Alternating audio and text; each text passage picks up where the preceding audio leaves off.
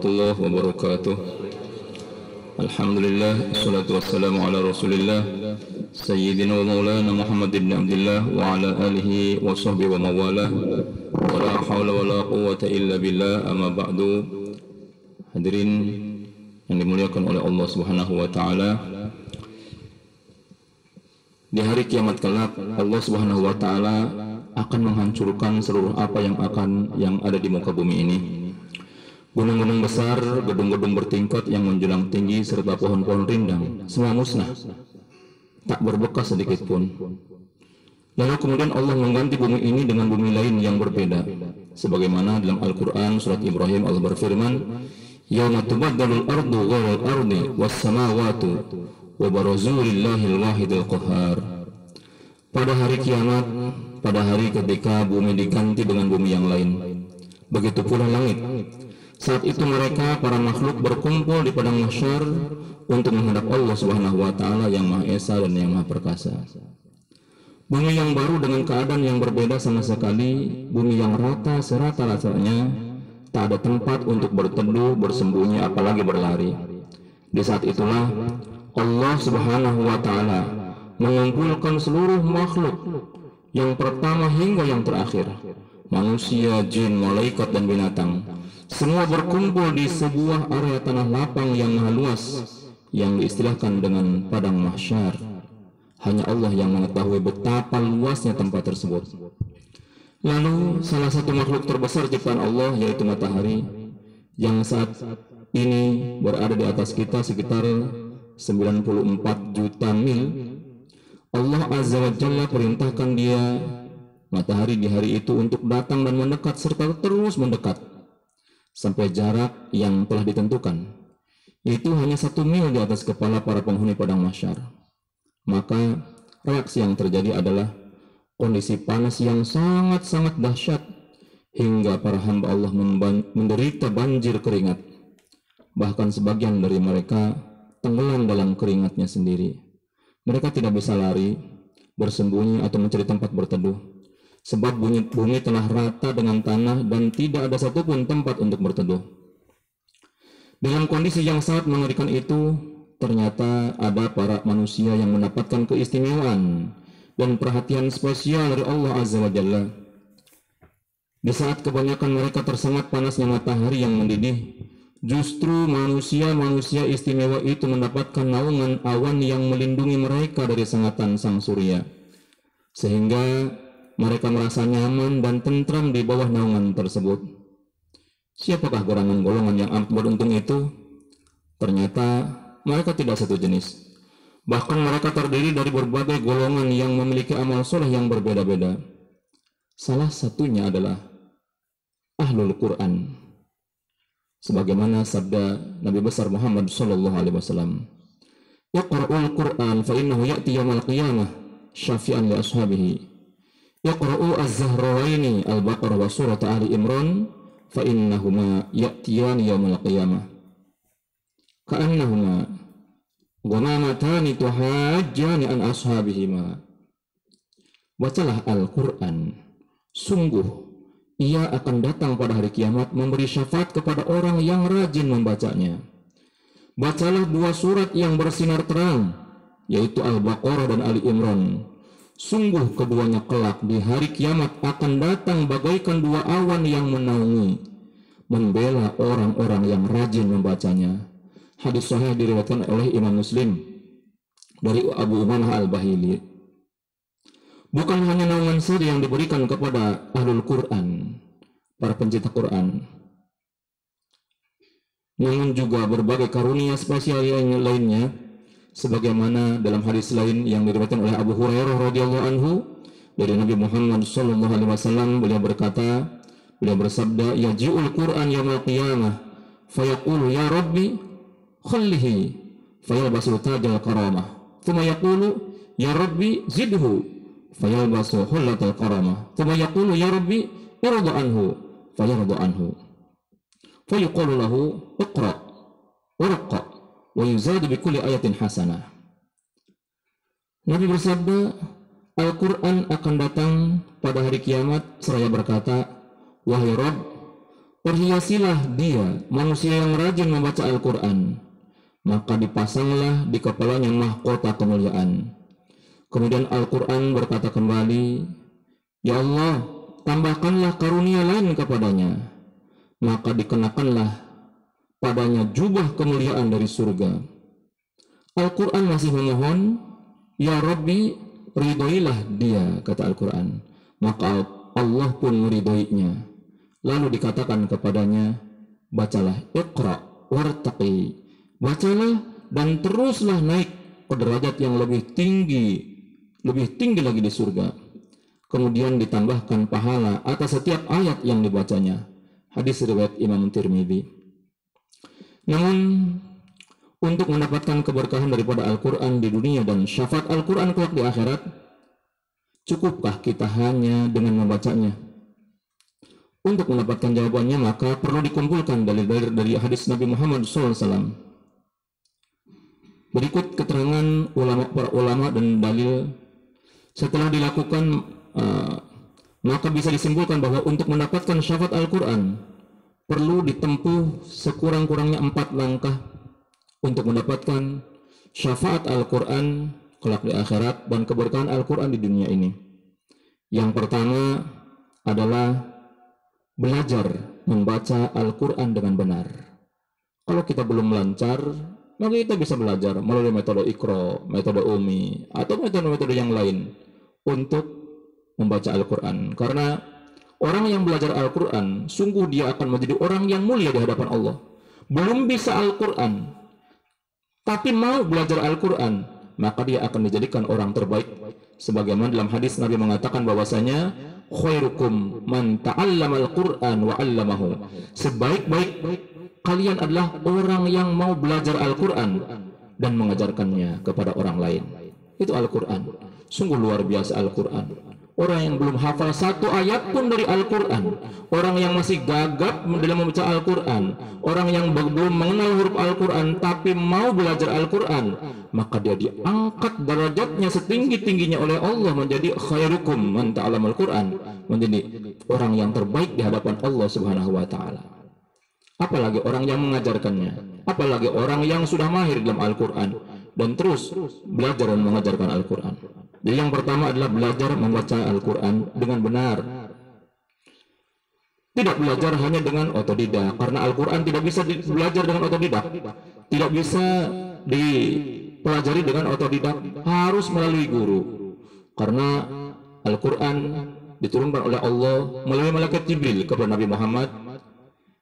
Nabi Muhammad mendapatkannya dari malaikat Jibril. Nabi Muhammad ajarkan kepada sahabat, sahabat ajarkan kepada tabi'in, tabi'in ajarkan kepada tabi'in, tabi'in ajarkan kepada tabi'in, terus sampai kepada kita. Makanya kita harus belajar Al-Quran dari guru kita yang jelas. Kemudian yang mana gurunya mendapatkan Al-Quran tersebut dari gurunya lagi, dan terus sampai kepada tabi'in, sampai kepada sahabat, sampai kepada Rasulullah SAW, Jibril, dan Allah Subhanahu wa taala. Itulah silsilah Al-Quran. Maka jangan sembarangan ketika kita mempelajari Al-Quran. Jangan hanya kita belajar Al-Quran hanya dari terjemahan, dari Google, dari YouTube. Tapi kita harus ada guru pembimbing, belajar kepada orang yang mahir, yang ahli di dalamnya. Kemudian yang kedua adalah rajin membacanya. Rajin membaca Al-Quran lebih istimewa lagi apabila sambil menghafalkan daripada Al-Quran. Kalaupun kita tidak menghafalkan Al-Quran, tapi rajin-rajinlah kita membaca. Karena Al-Quran semakin sering dibaca, maka akan semakin lama-lama akan menjadi hafal. Kemudian yang ketiga adalah berusaha untuk memahami kandungan Al-Quran. Jadi kita tidak cukup hanya dengan membacanya saja.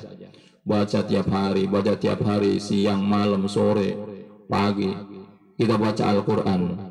Tapi ketika kita sudah membacanya, naikkan tingkatannya, yaitu dengan kita memahami, mempelajari kandungan daripada Al-Quran itu sendiri. Kemudian yang keempat setelah itu, ketika kita sudah belajar memahami daripada kandungan-kandungan isi Al-Quran melalui ceramah-ceramah, kajian-kajian, tafsir atau kajian-kajian fikih, yang mana fikih itu juga semuanya bersumber daripada Al-Quran. Karena Al-Quran itu adalah sumber hukum. Setelah itu kemudian kita naik ke derajat yang keempat, yaitu kita berusaha untuk mengamalkan isi daripada kandungan Al-Quran. Al-Quran menyuruh kita untuk bersilaturahmi, laksanakan silaturahmi. Al-Quran menyuruh kita untuk sholat, laksanakan sholat. Al-Quran menyuruh kita untuk tahajud, laksanakan tahajud. Al-Quran menyuruh kita untuk berbagi, lakukan berbagi. Al-Quran menyuruh kita untuk meninggalkan minuman keras, tinggalkan minuman keras. Al-Quran menyuruh kita untuk meninggalkan maksiat, tinggalkan maksiat. Jadi kita mengamalkan daripada Al-Quran itu sendiri. Kemudian disebutkan juga bahwasanya di dalam mempelajari Al-Quran ini kita gak usah merasa minder ataupun malu ketika kita belajar Al-Quran. Jangan berpikir kita saya mah sudah tua, sudah telat. Nggak ada istilah telat. Selama kita diberi kesempatan oleh Allah Subhanahu wa Ta'ala, diberi hidup oleh Allah Subhanahu wa Ta'ala, masih memiliki nafas, maka saat itulah kita masih diberi kesempatan oleh Allah untuk bisa dengan Al-Quran, untuk bisa dekat dengan Al-Quran, mempelajari Al-Quran, untuk bisa mendapatkan syafaat daripada Al-Quran. Karena di dalam masalah Al-Quran ini orang-orang itu ada tingkat-tingkatan. Sebagaimana disebutkan oleh Kanjeng Nabi, tidak rugi kita belajar Al-Quran. Al-mahir bil Quran wa sahratul kiram wa bararah, kata Kanjeng Nabi, walladhi yaqra'ul Quran wa yata'ta fihi wa huwa alaihi syaqun lahu ajrani. Orang yang mahir Al-Quran akan bersama para malaikat mulia, malaikat-malaikat istimewa yang mulia. Adapun orang yang belajar Al-Quran terbata-bata, sulit mengucapkannya, terbata-bata dan sulit dalam membacanya, maka dia akan mendapatkan 2 pahala. Jadi orang yang belajar Al-Quran belum benar, tapi terus belajar, maka dia akan mendapatkan 2 pahala. Sungguh ironis apabila penyakit buta huruf Al-Quran ini juga menjangkiti sebagian besar daripada akademisi. Kadang-kadang orang yang belajar ilmu formal, terus belajar ilmu formal, tapi tidak dibarengi dengan belajar Al-Quran, ini akan menjadi orang yang dibenci oleh Allah Subhanahu wa Ta'ala. Kadang memiliki gelar S1, S2, S3, atau bahkan profesor dalam bidang sains, akan tetapi nol besar dalam membaca Al-Quran. Bahkan surat Al-Quran yang harusnya setiap hari dibaca minimal 17 kali dalam sehari, yaitu surat Al-Fatihah, kadang tidak lancar, kadang belum benar. Nah, ini masuk dalam hadis yang diriwayatkan oleh Al-Hakim. Nabi pernah bersabda, innallaha ta'ala yubghidu kulla alimin bid dunya jahilin bil akhirah, katakan yang Nabi. Sesungguhnya Allah membenci setiap orang yang pandai dalam urusan dunia, sains, teknologi, biologi dan matematika dan yang lain sebagainya, namun jahil ataupun bodoh di dalam urusan akhirat. Ini akan dibenci oleh Allah Subhanahu wa Ta'ala. Maka silahkan pelajari ilmu dunia setinggi apapun, tapi jangan lupa dasari anak-anak kita, dasari diri kita dengan yang paling utama, yang paling pertama kita tanamkan adalah pelajaran Al-Quran di dalam hati kita. Kemudian Al-Quran juga disebutkan dalam hadis lain, disebutkan bahasanya dari sahabat Abdullah bin Mas'ud radhiyallahu ta'ala anhu, annahu qala Al-Qur'anu syafi'un musyaffa'un wa mahilun musaddaqun faman ja'alahu amamahu qadahu ilal jannah wa man ja'alahu khalfahu saqahu ilan nar. Barang siapa Al-Quran syafi', kata Rasulullah, Al-Quran itu adalah syafi'un musyaffa'. Al-Quran adalah pemberi syafaat. Al-Quran adalah peminta syafaat kepada Allah, yang syafaatnya pasti akan diterima oleh Allah. Syafaatnya pasti akan diterima oleh Allah. Wa mahilun musaddaqun. Wa mahilun, dan Al-Quran itu adalah sang pembela, musaddaqun, yang akan diterima pembelaannya. Faman ja'alahu amamahu qadahu ilal jannah. Maka barang siapa yang menjadikan Al-Quran di depannya, artinya barang siapa yang menjadikan Al-Quran sebagai imam bagi dia, Al-Quran sebagai pegangan hidup bagi dia, Al-Quran sebagai pedoman bagi dia, ja'alahu qadahu ilal jannah, maka Al-Quran akan menuntun orang tersebut masuk ke dalam surga. Wa man ja'alahu khalfahu, dan barang siapa menjadikan Al-Quran di belakangnya, tidak begitu memperdulikan kepada Al-Quran. Al-Quran dijadikan sebagai nomor berapa? Saqahu ilan nar, maka Al-Quran akan menggiring orang tersebut masuk ke dalam neraka. Maka tergantung kita jadikan Al-Quran itu di mana. Al-Quran itu prioritas atau tidak. Maka kalau kita menjadikan Al-Quran sebagai sesuatu yang prioritas, maka yakin Al-Quran akan menuntun kita ke surga. Tapi kalau kita tidak begitu peduli terhadap Al-Quran, tidak ada kepedulian, kecenderungan cinta terhadap Al-Quran, maka tetap Al-Quran akan ada dengan kita, tapi berada di belakang kita dan akan menggiring dan mendorong, menjerumuskan ke dalam siksa api neraka. Na'udzubillah min dzalik. Dalam masalah kemuliaan Al-Quran ini disebutkan bahwasanya pada zaman Umar bin Khattab, ketika Umar bin Khattab menjadi seorang khalifah, wa kana Amirul Umar, dari Nafi' bin Abdul Harith, wa kana Amirul. Nafi' itu merupakan amir ataupun gubernur Umar bin Khattab di Mekah. Fakhraja ke Umar fi ba'di hajatihi. Kemudian Nafi' satu ketika pernah bertemu dengan Umar di dalam sebagian hajatnya, sebagian keperluannya. Kemudian Umar berkata kepada Nafi', "Man istakmalta ala Makkah?" Wahai Nafi', siapa orang yang kau jadikan sebagai penggantimu di Mekah, yang diberi tugas untuk ngurus Mekah? Kemudian Nafi' berkata, Abdurrahman bin Abi Abza. Ketika aku sini, yang aku beri tugas untuk mengurus Mekah adalah Abdurrahman bin Abi Abza. Qala lahu Umar radhiyallahu ta'ala anhu, tastamilu rajulan minal mawali ala Quraisy. Abdurrahman ini dia mantan seorang budak. Dia orang Habasyah, dia orang rendahan yang tadinya seorang budak, kemudian dibeli, kemudian dimerdekakan, dijadikan sebagai pengganti gubernur, wakil gubernur di Mekah. Makanya Umar bertanya, tastamilu rajulan minal mawali an Quraisy, kau jadikan mantan seorang budak untuk memimpin dan mengatur pemuka-pemuka Quraisy, kata Umar. Ini di Mekah ini orang-orang Quraisy, pemuka-pemuka Quraisy, orang-orang yang bangsawan, dipimpin oleh mantan budak, mantan hamba sahaya. Kenapa kau jadikan dia sebagai pemimpin Quraisy? Kemudian Nafi' berkata, ya Amirul Mukminin, inni lam ada khalfi ahadan aqra'a lil Qur'an minhu. Kata Nafi' pembelaannya, alasannya, wahai Amirul Mukminin, kenapa aku menjadikan Abdurrahman bin Abi Abza ini sebagai penggantiku sebagai gubernur di Mekah? Karena ini lam ada khalfi, sungguh aku tidak menemukan seseorang pun setelah aku yang lebih pandai dan lebih mahir dalam urusan Al-Quran selain dia. Qala Umar, maka Umar berkata, na'am, benar engkau wahai Nafi', inna Allah ta'ala rafa'a bil Qur'an rijalan wa wada'a rijalan.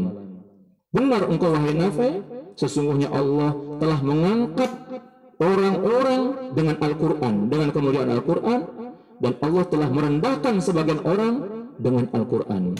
Wa inna Abdurrahman bin Abi Abza mimman rafa'allahu bil Quran, dan Abdurrahman bin Abi Abza sebagian daripada orang yang telah Allah angkat derajatnya dengan kemuliaan Al-Quran. Semoga kita diberikan taufik dan hidayah oleh Allah Subhanahu wa taala untuk lebih cinta kepada Quran, lebih peduli kepada Quran, mempelajari Al-Quran, membaca Al-Quran, mengamalkan Al-Quran, dan semoga sebagaimana kita hidup bersama dengan Al-Quran, wafatkun beserta Al-Quran, di dalam kubur pun beserta Al-Quran, di alam mahsyar beserta Al-Quran, melewati sirat beserta Al-Quran, dan kita bersama di surga nanti beserta dengan Al-Quran. Amin ya rabbal alamin. Aqulu qouli hadza, subhanakallahumma bihamdika, asyhadu an la ilaha illa anta, astaghfiruka wa atubu ilaik. Wassalamualaikum warahmatullahi wabarakatuh.